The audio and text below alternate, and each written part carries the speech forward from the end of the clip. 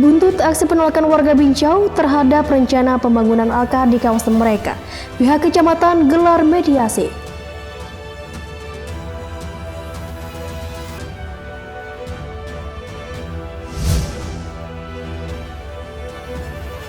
Tuai berkat di perkebunan sawit, warga kawasan perkebunan sawit PTBN 13, Kabupaten Tanah Laut, berburu jamur di sisa jenjangan sawit.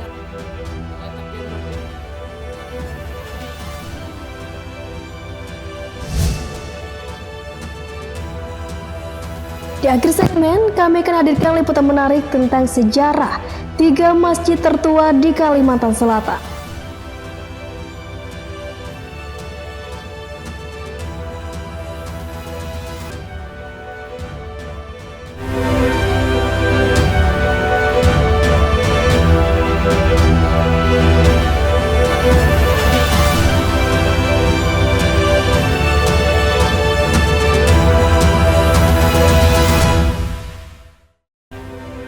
Selamat malam pemirsa Banua, berjumpa lagi dalam iNews Kalsel, program berita dan informasi iNews Banjarmasin. Ketiga laporan tadi dan sejumlah berita penting lainnya telah kami siapkan untuk Anda dalam iNews Kalsel hari ini Jumat 6 September 2024. Bersama saya Riana Anissa, inilah iNews Kalsel selengkapnya.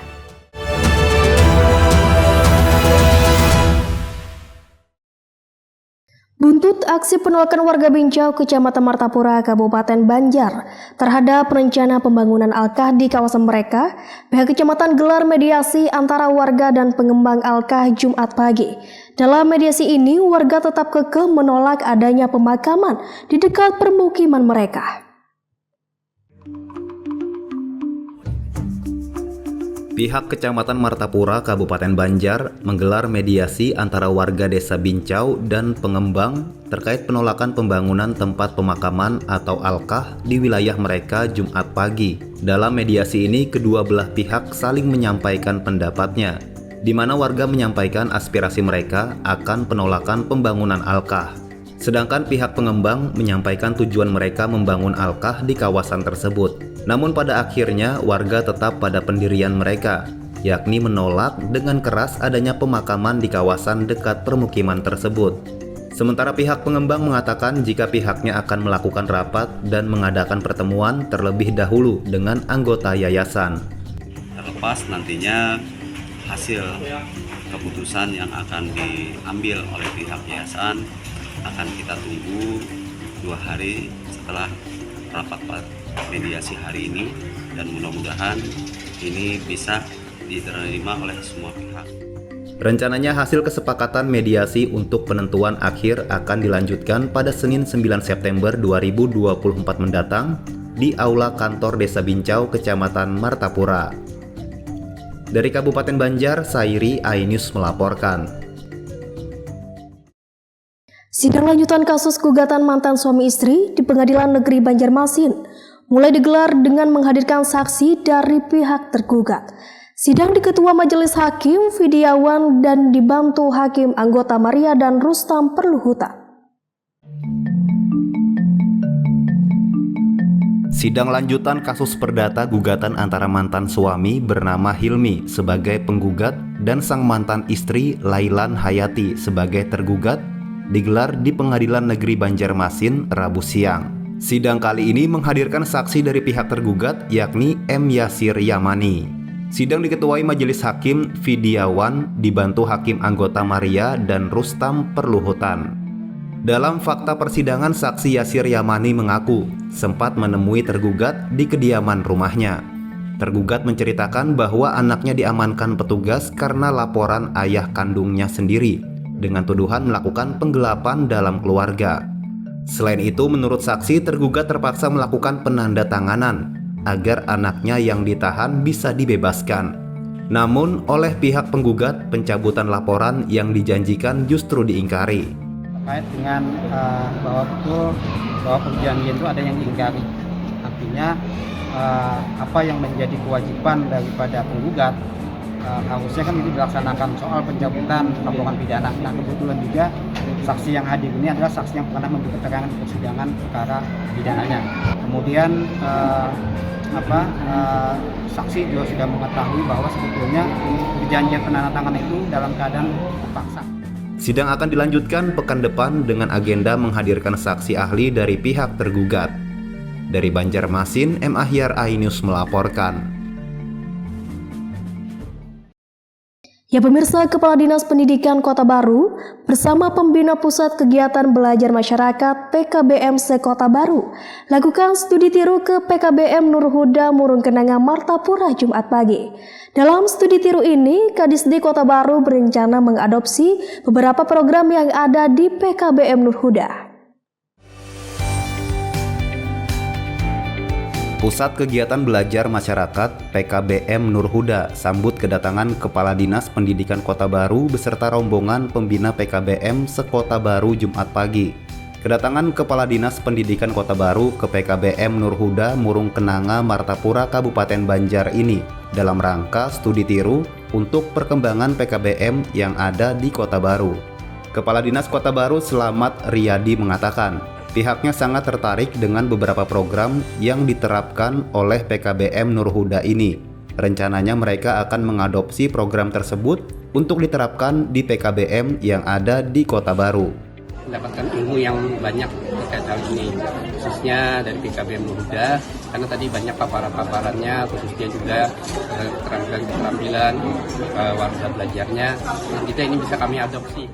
Sementara Kepala Dinas Pendidikan Kabupaten Banjar, Liana Penny mengatakan, PKBM Nur Huda merupakan PKBM terbaik di Kabupaten Banjar, di mana PKBM Nur Huda ini juga sudah terakreditasi A. Mudah-mudahan apa yang didapatkan pada hari ini yang baik-baik bisa dibawa pulang dan diterapkan di Kabupaten Kota Baru. Alhamdulillah tadi juga disampaikannya ada keistimewaan di PKBM Nur Huda ini, di mana PKBM Nur Huda satu-satunya yang menerima CSR. Dalam kesempatan ini, pihak PKBM Nur Huda pertunjukkan beberapa hasil kreasi anak didik mereka, diantaranya hasil sablon dan kesenian tari. Dari Kabupaten Banjar, Sairi, iNews melaporkan. Tuai berkah di perkebunan sawit, warga kawasan perkebunan sawit PTPN 13 Kabupaten Tanah Laut berburu jamur di sisa janjangan sawit. Infonya sesaat lagi hanya di iNews Kalsel.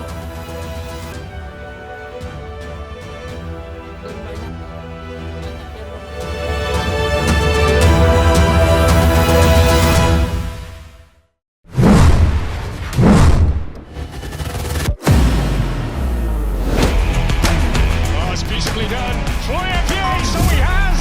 Oh, super goal towards the goal. Scott Kane.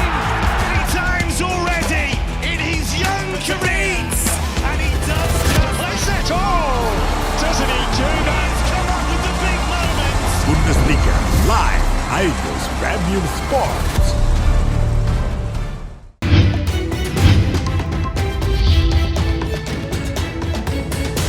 Kawal Pilkada 2024, Senin sampai Jumat pukul 12:30 siang, live di iNews.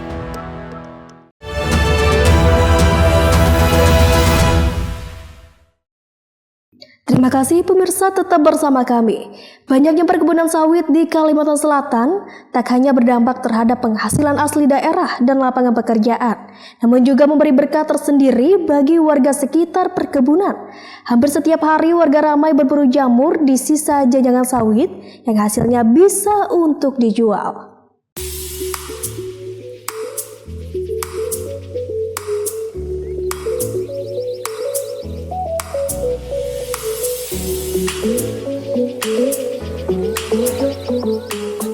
Selain membuka lapangan kerja, kehadiran perkebunan kelapa sawit menuai berkah tersendiri bagi warga kawasan perkebunan sawit PTPN 13 Kabupaten Tanah Laut.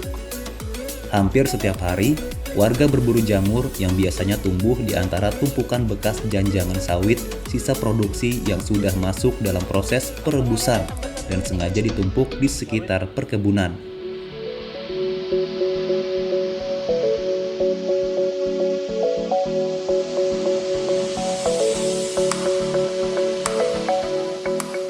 Jamur sawit yang mempunyai nilai ekonomis bentuknya masih kuncup berbentuk bundar.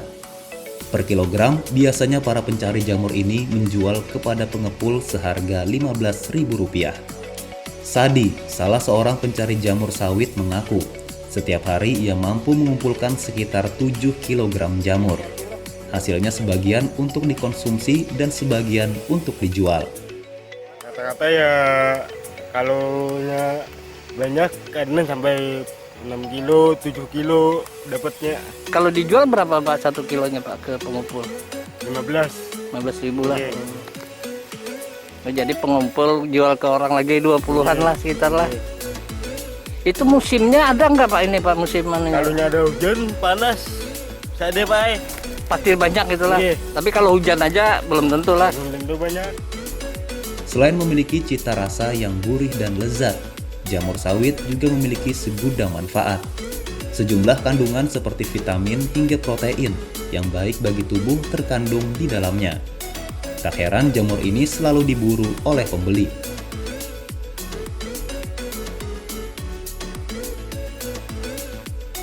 Biasanya untuk keperluan apa Mas?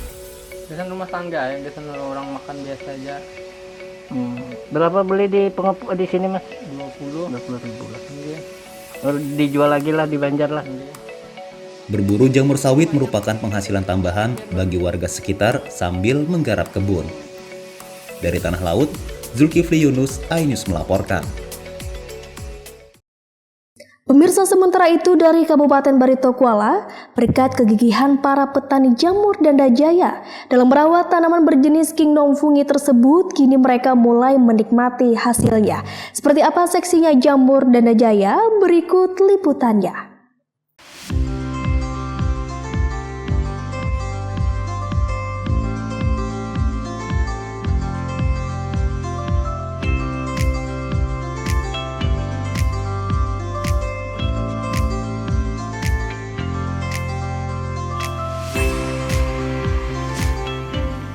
Meski sempat mengalami fase-fase pesimis, sekarang petani jamur tiram dari Desa Danda Jaya, Kecamatan Rantau Badauh, Kabupaten Barito Kuala dapat menikmati keseksian janda-janda mereka.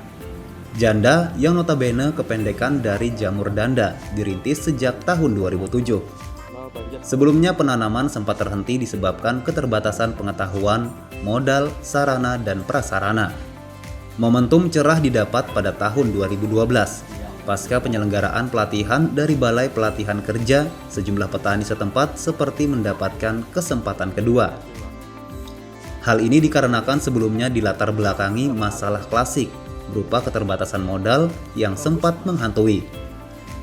Belum lagi di sisi lain, masyarakat belum begitu mengenal jamur tiram, sehingga petani pun kesulitan memasarkan produk. Beruntung perhatian pemerintah mulai membaik. Sejumlah petani berhasil memperoleh modal usaha, baik berupa pinjaman maupun bantuan murni. Dibarengi perubahan perbaikan manajemen produksi dan pemasaran, khalayak pun mulai mengenal dan menyukai janda. Penyingkatan nama jamur Danda Jaya ternyata juga ikut menarik perhatian.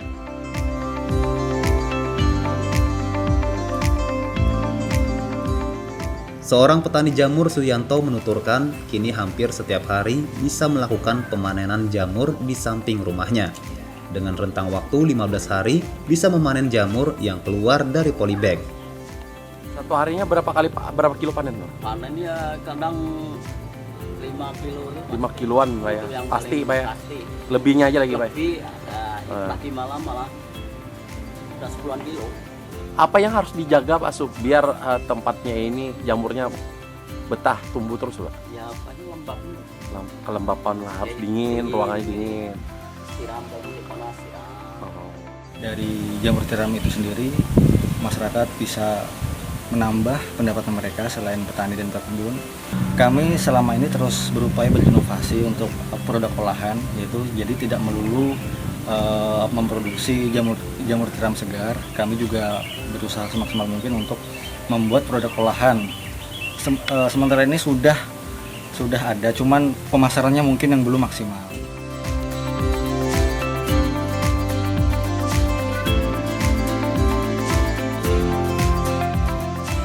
Seperti diketahui, ekonomi kreatif ini telah ditekuni warga setempat berkisar 30 kepala rumah tangga yang terbagi menjadi 3 kelompok. Selain mereka menjual jamur mentah, warga juga membuat produk olahan seperti nugget, pentol bakso, sate, mie ayam, dan kerupuk. Dari Barito Kuala, Muhammad Tamyiz, iNews melaporkan. Di akhir segmen, kami akan hadirkan liputan menarik tentang sejarah 3 masjid tertua di Kalimantan Selatan. Info selengkapnya sesaat lagi hanya di iNews Kalsel.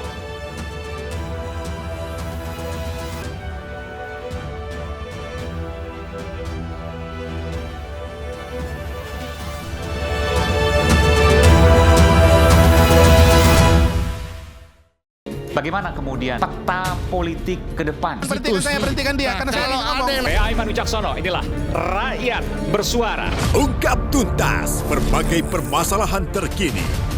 Tidak boleh ada kotak kosong. Tidak ada masalah. Itu menurut saya hal yang biasa. Ya dimunculkan lagi orang-orang yang bermutu. Bahwa Anies ini akan Anda jadi orang. Rakyat Bersuara, Selasa pukul 7 malam, live di iNews.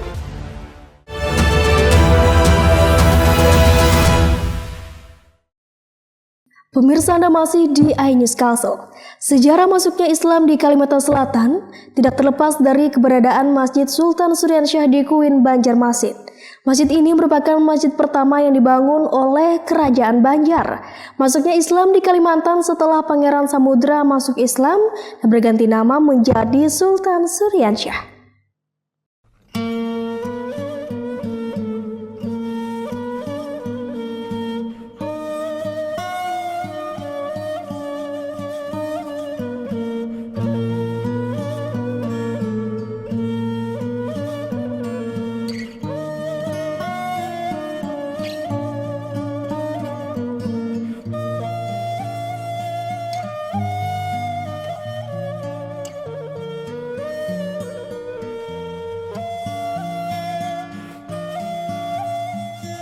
Masjid Suryansyah memiliki bentuk arsitektur tradisional khas rumah Banjar. Bangunan awal berbentuk bujur sangkar dengan ukuran sekitar 15 x 15 meter.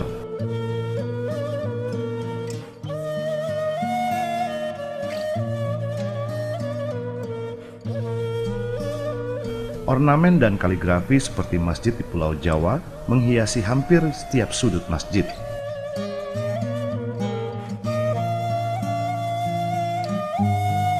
Sisi-sisi masjid memiliki 17 pintu dengan 5 pintu utama di samping dan di depan masjid.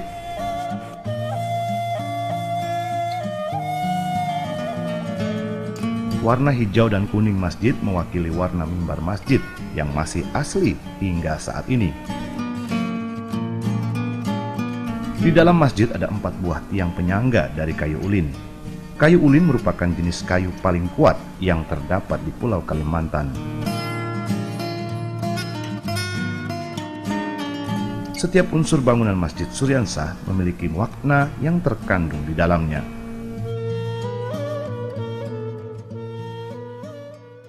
Mimbar Masjid Suryansyah juga masih asli, tidak ada perubahan sama sekali. Bentuknya seperti tangga dan memiliki ukiran kaligrafi dan ornamen khas Banjar. Mimbar seluruhnya terbuat dari kayu ulin dan menjadi ciri khas mimbar masjid di Kalimantan Selatan. Mimbar ini hanya dipakai khutbah ketika sholat Jumat.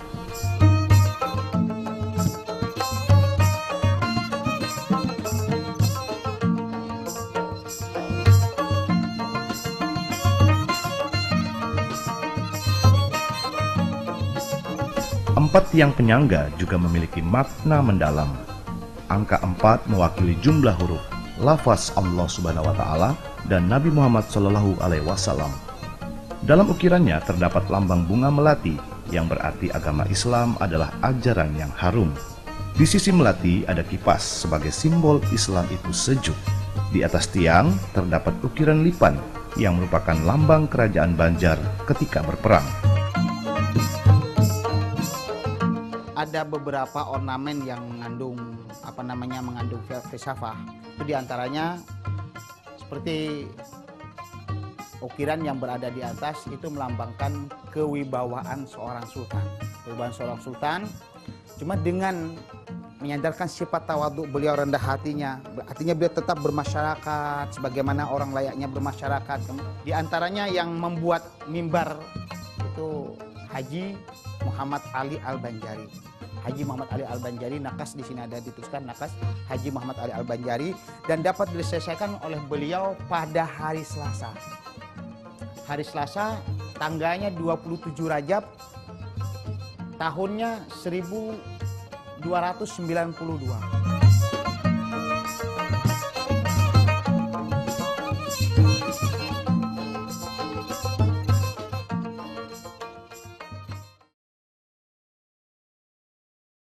Masjid Jami Banjarmasin menjadi masjid tertua kedua di Banjarmasin setelah Masjid Sultan Suryansyah. Masjid Jami Banjarmasin juga dikenal dengan nama Masjid Jami Sungai Jingah.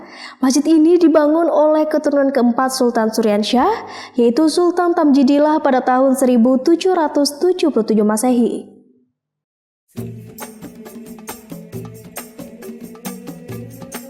Let's say thank you Allah for blessing us with good life in this world, and insyaAllah hereafter. Masjid Jami Banjarmasin menjadi masjid tertua kedua di Banjarmasin setelah Masjid Sultan Suryansyah. Masjid Jami Banjarmasin juga dikenal dengan nama Masjid Jami Sungai Jingah. Masjid ini dibangun oleh keturunan keempat Sultan Suryansyah, yaitu Sultan Tamjidillah pada tahun 1777 Masehi. Lokasi awal masjid berada di tepi Sungai Martapura. Karena terjadi erosi sungai, maka pada tahun 1932 dipindahkan ke Kelurahan Antasan Kecil Timur, sekitar 200 meter dari lokasi awal. Pada tahun tersebut pembangunan masjid dilakukan dengan swadaya masyarakat yang menolak bantuan Belanda dalam membangun masjid. Eksterior Masjid Jami tidak berbeda dengan Masjid Sultan Suryansyah, berbentuk segi empat dan ada teras sebagai pendopo masjid. Arsitektur ini hampir sama dengan gaya masjid yang berada di Pulau Jawa.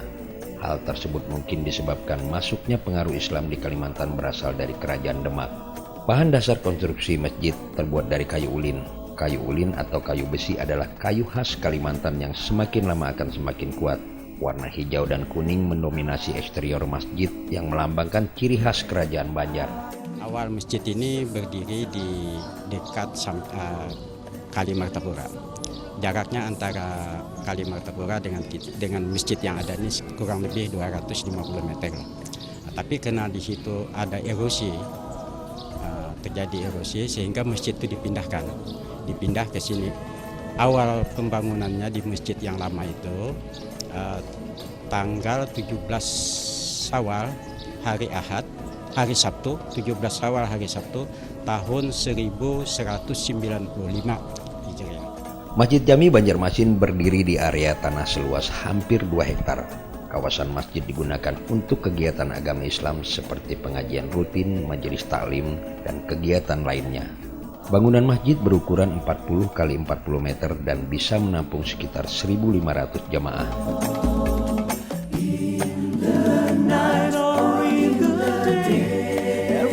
Tiang penyangga utama terbuat dari kayu ulin sebanyak 17 buah serta terdapat 4 pendopo sebagai pintu utama dengan atap berjenjang 3 lantai. Peninggalan sejarah Masjid Jami yaitu mimbar yang berciri khas dan berornamen Banjar, beduk masjid dan sumur tempat mengambil air wudhu pada tahun 1934. Pada awal mula masyarakat mengambil air wudhu di sungai yang mengalir di Banjarmasin. Karena itu masjid tua di Banjarmasin didirikan di dekat sungai. Sumur tersebut hingga kini tidak pernah kering walaupun terjadi kemarau panjang. Pada prasasti yang terdapat di mimbar Masjid Jami tertulis tanggal pembangunan masjid pada 17 Syawal 1195 Hijriah. Mimbar ini mirip dengan bentuk mimbar Masjid Sultan Suryansyah. Beduk masjid berbahan kayu ulin juga berasal sejak masjid berdiri. Beduk tersebut sempat terabaikan di bagian belakang masjid setelah pindah lokasi. Penemuan beduk tersebut berdasarkan petunjuk dari seorang ulama dari luar Banjarmasin yang menyatakan beduk tersebut adalah peninggalan awal Masjid Jami. Beduk tersebut kini hanya digunakan pada sholat Jumat dan peringatan Hari Raya Idul Fitri dan Idul Adha. Tim Liputan RCTI Kalsel melaporkan.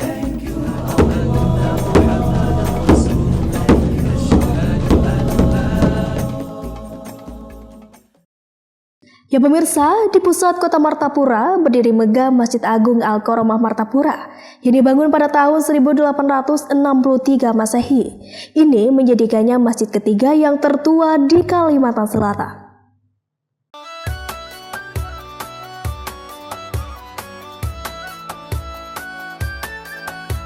Sejarah pembangunan Masjid Al-Karomah Martapura berawal seorang ulama besar Asia, yakni Syekh Muhammad Arsyad Al-Banjari atau Guru Kalampayan, yang ingin membangun masjid untuk mempersatukan masyarakat Islam Martapura dalam beribadah ketika masa penjajahan Belanda. Pembangunan masjid membutuhkan 4 tiang soko guru sebagai penyanggah utama masjid. Tugas pun dibebankan kepada Haji Muhammad Apip alias Datu Landak untuk mencari kayu ulin yang berada di perkampungan Dayak, Kalimantan Tengah. Perjuangan Datu Landak dan rombongan ke Kalimantan Tengah akhirnya mendapat kayu ulin yang panjang dan berat itu ke Martapura melalui Sungai Barito.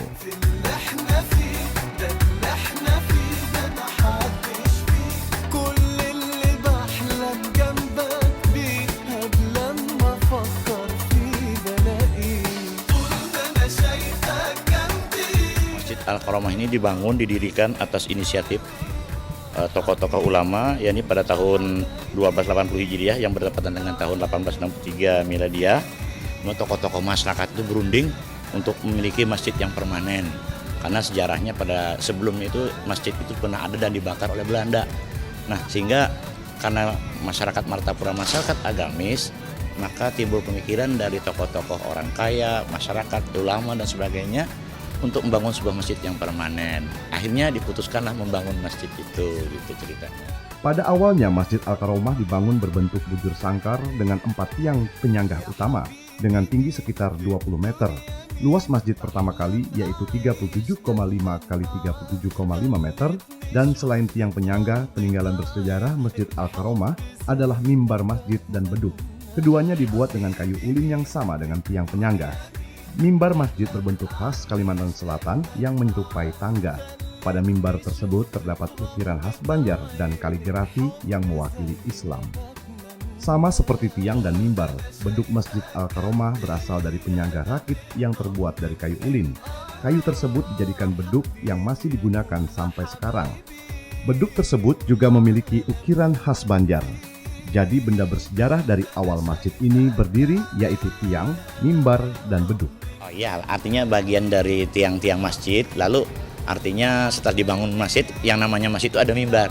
Nah, oleh karena itu mimbar inilah dibangun itu untuk menjadi, kata orang sekarang ada podium, ada fokusnya tentunya untuk khutbah, untuk khatib, maka ada mimbar. Nah, mimbar ini pun dibangun bersamaan dengan didikannya masjid. Karena tiap masjid itu ada mimbarnya. Kayunya pun dari kayu ulin juga. Masjid Al-Karomah selalu ramai dikunjungi setiap hari. Tidak hanya masyarakat Kalimantan Selatan saja, tetapi dari seluruh Indonesia, bahkan dari luar negeri pun mempercayai karomah yang terdapat di masjid ini. Beberapa orang meyakini Masjid Al-Karomah selain tempat ibadah juga tempat ziarah karena dibangun oleh para tokoh ulama Kalimantan Selatan. Bangunan awal Masjid Martapura saat ini ada di dalam bangunan utama Masjid Al-Karomah. Bahkan tempat imam pemimpin sholat pertama masih terjaga dengan baik. Sisi sejarah Masjid Al-Karomah menjadikan masjid ini tidak hanya sebagai tempat ibadah, tetapi juga sebagai wisata religius. Karena umumnya mereka yang berkunjung ke Martapura akan menyempatkan diri beribadah di masjid termegah dan tertua di Martapura, Kabupaten Banjar ini. Tim Liputan RCTI Kalsel melaporkan.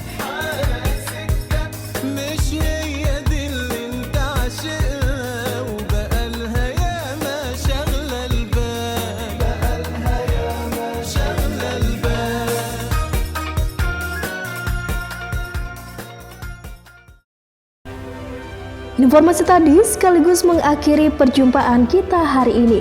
Sesaat lagi kami akan bergabung dengan iNews Jakarta. Saya Riana Anissa dan seluruh kerabat kerja yang bertugas mengucapkan terima kasih atas perhatian pian sabarataan dan sampai jumpa.